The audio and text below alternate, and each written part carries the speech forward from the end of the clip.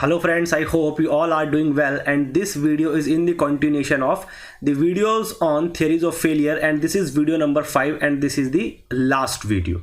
So इस video में हम बात करेंगे डिस्टोर्शन एनर्जी थियरी के बारे में. So welcome to Sarthak mechanical classes. My name is Sarthak Kaushik. Let's start this video. So इससे पहले हम 4 theories of failure different videos में देख चुके हैं. उन सभी के लिंक आपको इस वीडियो के डिस्क्रिप्शन बॉक्स में मिल जाएंगे. सो ये हमारी last video, last theories of failure है ये, that is maximum distortion energy theory, और इसको हम क्या बोलते हैं, वोन माइसिस थियरी भी इसको बोलते हैं. ठीक है, तो सबसे पहले देख लेते हैं कि इस थियरी ऑफ फेलियर का स्टेटमेंट क्या होगा. ठीक है, सो इस थियरी ऑफ फेलियर का स्टेटमेंट क्या होगा. ये थियरी ऑफ फेलियर बोलती क्या है, तो ये थियरी ऑफ फेलियर बोलती है कि distortion energy stored in the component per unit volume. ठीक है, distortion energy stored in the component per unit volume should be less than equals to distortion energy per unit volume at yield point in tension test. तो आपको पता है कि सबको हम compare करते हैं किसके साथ, टेंशन टेस्ट के साथ ही करते हैं. ठीक है, देखो नाम से ही क्लियर है, इसका नाम ही क्या है, डिस्टोर्शन एनर्जी थियरी. तो ये किसके बेस्ड पे होगी, ये डिस्टोर्शन एनर्जी के बेस्ड पे होगी. ठीक, so distortion energy stored in the component per unit volume should be less than equals to distortion energy per unit volume at yield point in tension test. ठीक है, तो अगर ऐसा है तो इस थ्योरी ऑफ फेलियर के अकॉर्डिंग वो कंपोनेंट हमारा क्या होगा, सेफ होगा. ठीक, तो अब देख लेते हैं इस थ्योरी ऑफ फेलियर के लिए मैथमेटिकल एक्सप्रेशन क्या आएगा. तो उसके लिए सबसे पहले हमको फाइंड आउट करना होगा what is distortion energy per unit volume. ठीक है, देखो डिस्टोर्शन एनर्जी की बात करें उससे पहले मैं एक चीज आप लोगों को बताना चाहूंगा. सपोज ये कोई कंपोनेंट है, और इसके ऊपर सपोज ये कोई फोर्स लगाया आपने. ठीक है, सपोज ये कोई लोड लगाया, शियर लोड लगा, तो इसके बाद इस कंपोनेंट की ये कंपोनेंट कुछ किस टाइप से हो जाएगा, इस टाइप से हो जाएगा. ठीक है, कंपोनेंट कुछ इस टाइप से हो जाएगा. ठीक है, तो इसमें क्या हो गया, डिस्टॉर्शन हो गया. क्या हो गया, इसमें डिस्टॉर्शन हो गया. ठीक है, तो डिस्टॉर्शन होने की वजह से इसके अंदर एक एनर्जी स्टोर होगी जिसको क्या बोलते हैं, डिस्टॉर्शन एनर्जी, और इसके वॉल्यूम में भी चेंज आएगा तो उसकी वजह से भी एक एनर्जी स्टोर होगी जिसको क्या बोलेंगे हम, that is volumetric strain energy. ठीक है, तो 2 टाइप की एनर्जी एक कंपोनेंट के अंदर हो सकती हैं, एक तो वॉल्यूमेट्रिक स्ट्रेन एनर्जी और एक डिस्टॉर्शन एनर्जी. ठीक है, सो किसी भी कंपोनेंट के अंदर जो टोटल स्ट्रेन एनर्जी होगी, that is total strain energy, it is equals to the summation of that is volumetric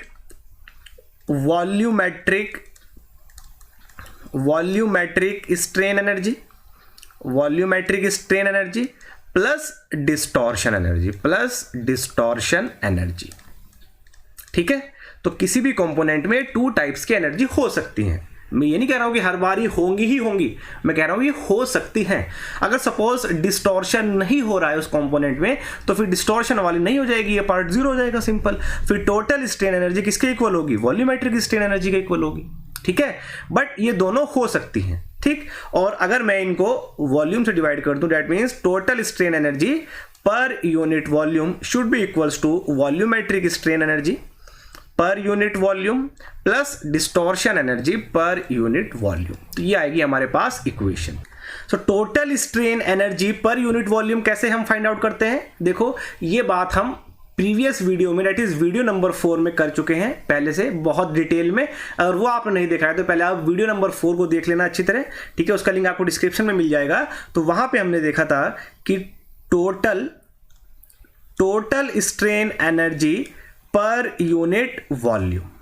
ठीक है, तो ये हमने कैलकुलेट किया था, ये हमने फाइंड आउट किया था. इसका फॉर्मूला आया था 1/2E into sigma 1 square plus sigma 2 square plus sigma 3 square minus 2 mu sigma 1 sigma 2 plus sigma 2 sigma 3 plus sigma 3 sigma 1. ठीक है, तो ये आया था total strain energy per unit volume जो भी हमारा कंपोनेंट के अंदर क्या होगा, स्टोर होगा.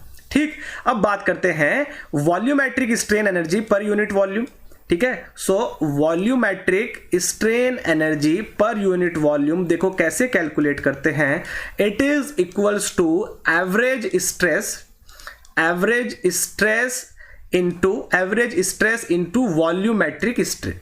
ठीक है, average stress into volumetric strain. ठीक है, एवरेज स्ट्रेस क्या होगा? सपोज हम ट्राई एक्सियल का केस ले रहे हैं, तो ट्राई एक्सियल के केस में कंपोनेंट के अंदर 3 प्रिंसिपल स्ट्रेसेस होंगी, सिग्मा 1, सिग्मा 2, सिग्मा 3। सो उनका जो एवरेज होगा तो sigma 1 plus sigma 2 plus sigma 3/3 ये होगी average stress into volumetric strain का फॉर्मूला आपको पता ही है, 1 minus 2 mu upon E into sigma 1 plus sigma 2 plus sigma 3। ठीक है, so volumetric strain energy per unit volume का जो फॉर्मूला हमारे पास आएगा that is 1 minus 2 mu upon 3e into sigma 1 plus sigma 2 plus sigma 3 का होल स्क्वायर। ठीक है, ये भी आपको पता होना चाहिए। ये भी ऑब्जेक्टिव में डायरेक्ट कई बार क्वेश्चन पूछ लेते हैं कि what is the formula of volumetric strain energy per unit volume, that is ये होगा। ठीक, सो अभी हमने देखा था यहां पे कि total strain energy per unit volume is equals to volumetric strain energy per unit volume plus distortion energy per unit volume. लेकिन हमको क्या चाहिए? हमको चाहिए distortion energy per unit volume. So distortion energy per unit volume equals to कितना आएगा? Total strain energy per unit volume, total strain energy per unit volume, total strain energy per unit volume minus volumetric strain energy per unit volume, volumetric strain energy per unit volume.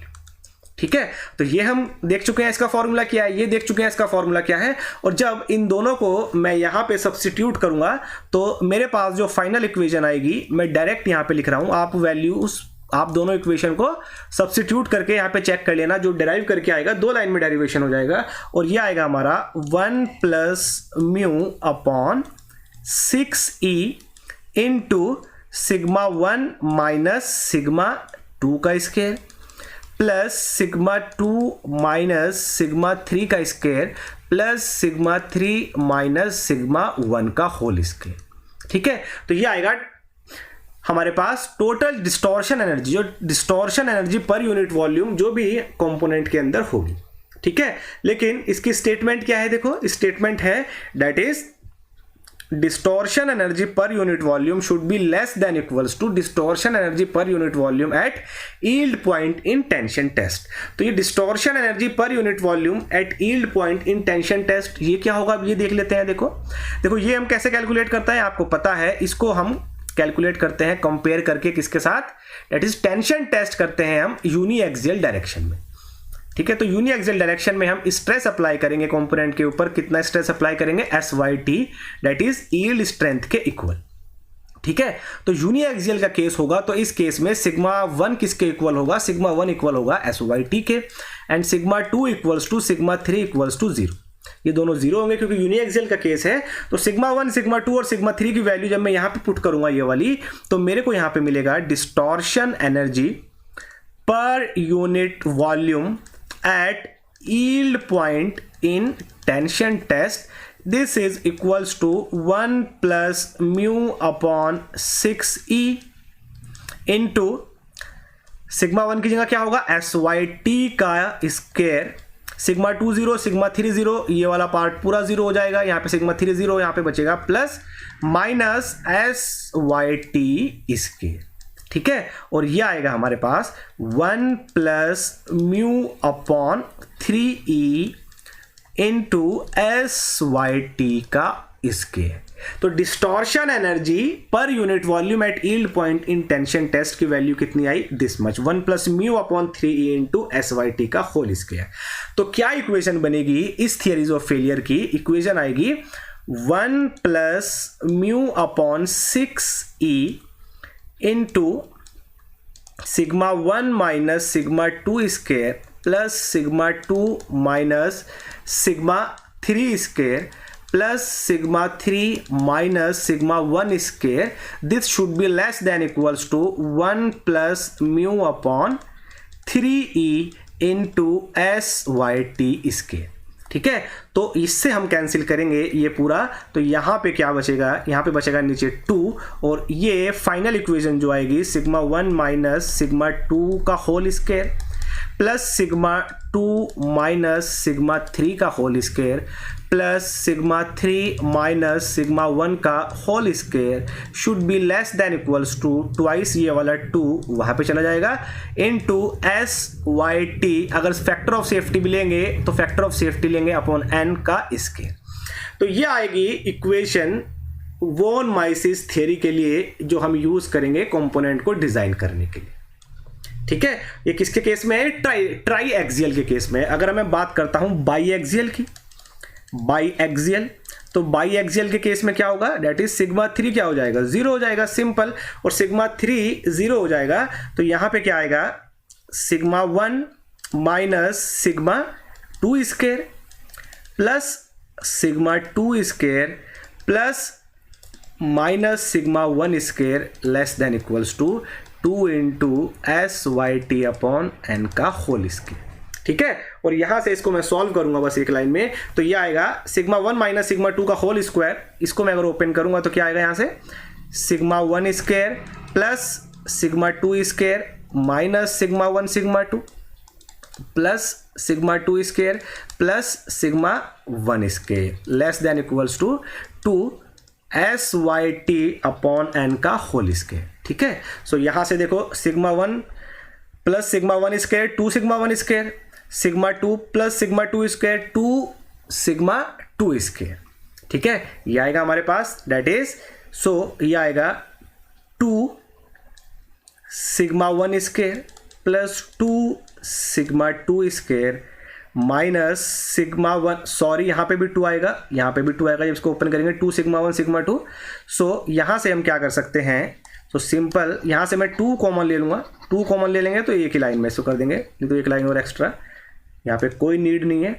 2 अगर हम common लेंगे तो ये आएगा sigma 1 square plus sigma 2 square minus sigma 1 sigma 2 less than equals to 2 S Y T upon N का whole square. ठीक है, और 2 से 2 कैंसिल हो जाएगा यहाँ पे, तो ये वाला 2 भी इस वाले 2 से कैंसिल, तो ये आएगी हमारे पास फाइनल इक्वेशन जो most of the time by axial के केस के ही हमारे पास क्वेश्चंस प्रॉब्लम्स आती हैं एग्जाम में। तो ये इक्वेशन होगी जो हम यूज करेंगे वॉन माइसिस के लिए। ठीक है, sigma 1 square plus sigma 2 square minus sigma 1 sigma 2 less than equals to S Y T upon N square. Clear, so I hope आपको ये अच्छे से इतना क्लियर हुआ होगा। ठीक है, सो अगर आप ध्यान से देखो तो ये इक्वेशन आपको कैसे लगेगी, X square plus Y square minus X Y equals to A square, कुछ इस टाइप की इक्वेशन आ रही है।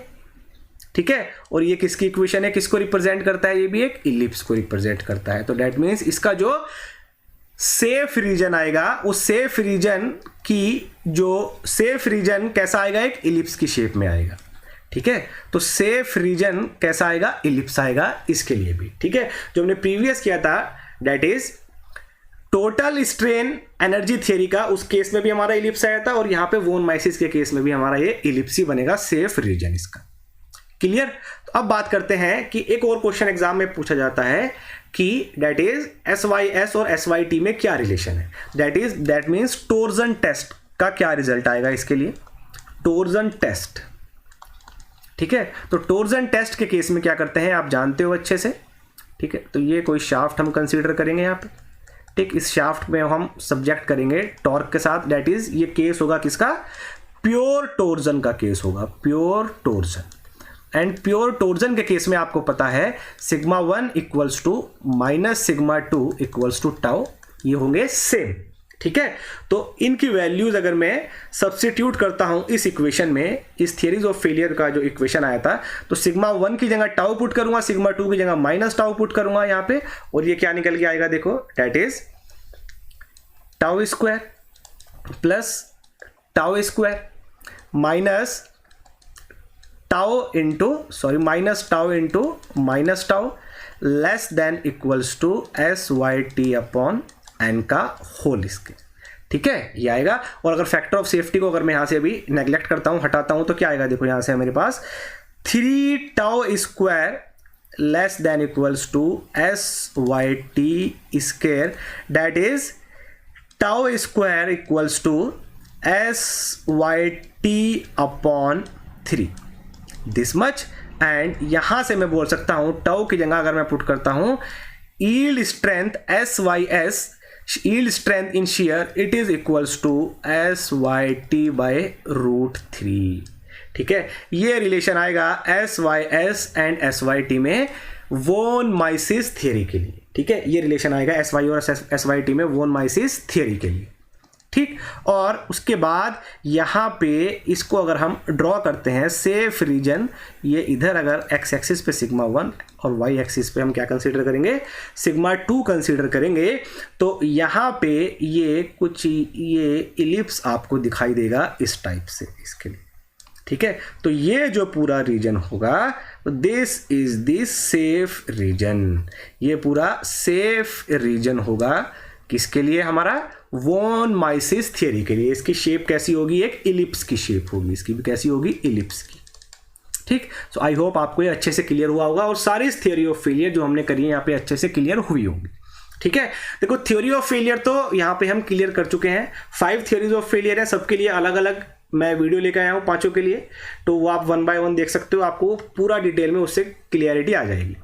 लेकिन क्वेश्चंस कैसे आते हैं एग्जाम में, क्वेश्चंस अगर आपने देखो ये 5 थ्योरी ऑफ फेलियर समझ लिए ना, तो आप क्वेश्चन नहीं कर पाओगे डायरेक्ट एग्जाम में जाके जब तक आपको प्रैक्टिस नहीं होगी। तो क्वेश्चंस की आपको प्रैक्टिस करनी है। और एक मैं और वीडियो लेके आऊंगा जो बहुत शॉर्ट वीडियो होगी थ्योरीज ऑफ फेलियर पे ही, उसमें हम क्या करेंगे 5 की 5 थ्योरीज ऑफ फेलियर का हम कंपैरिजन करेंगे। ठीक है, सारी थ्योरी ऑफ फेलियर का कंपैरिजन करेंगे, कौन सी थ्योरीज ऑफ फेलियर सुटेबल है किस केस के लिए, वो सब हम वहां पे डिटेल में स्टडी करेंगे। क्लियर, तो ठीक है, और वहीं मैं आपको बताऊंगा किस टाइप के क्वेश्चन आएंगे। और फिर अगर आप ये 6 के 6 वीडियो अगर आप अच्छे से अगर आप देख लोगे तो कोई भी एग्जाम हो, जेई लेवल से लेके IES लेवल तक का किसी भी एग्जाम में आपको थ्योरीज ऑफ फेलियर से आने वाला कोई भी क्वेश्चन होगा, आपको प्रॉब्लम नहीं होगी। ठीक है, सो अगर वीडियो पसंद आई है तो वीडियो को लाइक करना, और इस टाइप की वीडियो आपको टाइम पे मिलते रहे तो चैनल को सब्सक्राइब भी करना। सो आज की वीडियो में इतना ही, मिलते हैं नेक्स्ट वीडियो में। So thank you very much.